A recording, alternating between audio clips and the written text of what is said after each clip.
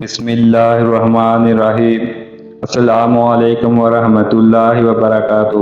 دوستو، بنی اسرائیل کے لوگ بندر کیوں بن گئے؟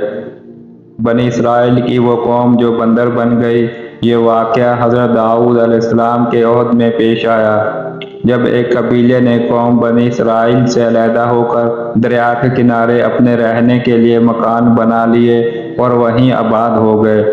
ان لوگوں نے اکثر کام احکام تورات کے خلاف شروع کر دیے تھے۔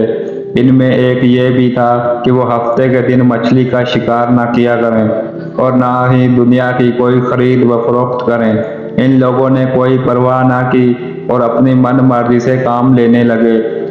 جب اس قوم نے اللہ تعالیٰ کی نافرمانی شروع کی تو پھر ان کی آزمائش کے واسطے اللہ تعالیٰ نے دریا کی مچھلیوں کو حکم دیا کہ ہفتے کے دن دریا سے نکل کر ساحل پر آ کر اپنے کھیل کود میں مشغول رہیں اور باقی دنوں میں دریا میں جا کر رہیں۔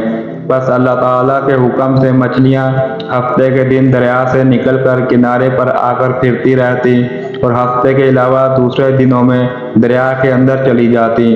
آخر یہودیوں نے ان کو دیکھ کر لالچ سے ایک چال چلی کہ انہوں نے دریا کے کنارے پر نہر کھود کر وہاں اپنے جال ڈال دیے، کیونکہ ہفتے کے دن مچھلیاں دریا سے آ کر کھیل کود کے بعد دوبارہ دریا میں واپس چلی جاتی تھی۔ آخر وہ سب ہفتے کے دن نہر میں جال ڈال کر رکھتے اور صبح اٹھ کر اتوار والے دن مچھلی کو اپنی ضرورت اور آرزو کے مطابق پکڑ کر کھا لیتے۔ اپنی بڑی دانش مندی سے کام لے کر اللہ کو چکمہ دینا چاہ رہے تھے، لیکن اللہ تعالیٰ تو ان کی تدبیروں سے خوب آگاہ تھا کہ وہ جیسا کر رہے تھے وہ اپنے لیے عذاب الہی کو دعوت دے رہے تھے۔ ان لوگوں میں 3 فرقے بن گئے۔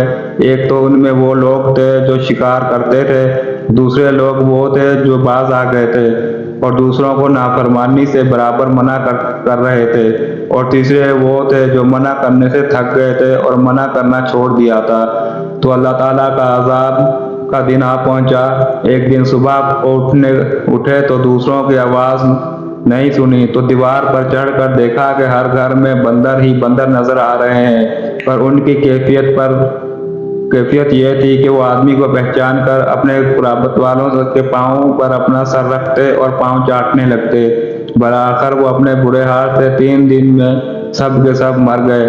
تو مسلمانوں نافرمانی کے سبب اللہ تعالیٰ کے حکم سے بنی اسرائیل کے چہروں کو مسخ کیا گیا، یعنی ان کی شکلیں بندروں جیسی ہو گئی، اور ہم لوگ چونکہ خاتم النبیین کی امت میں سے ہیں، اس لیے زمانے میں گناہوں کے باوجود حضور صلی اللہ علیہ وآلہ وسلم کی وجہ سے ہمارے چہرے مسخ نہیں کیے جا رہے، لیکن یاد رہے کہ قیامت کے دن اس نافرمانی کی سزا ذلت مسخ سے کم نہ ہوگی۔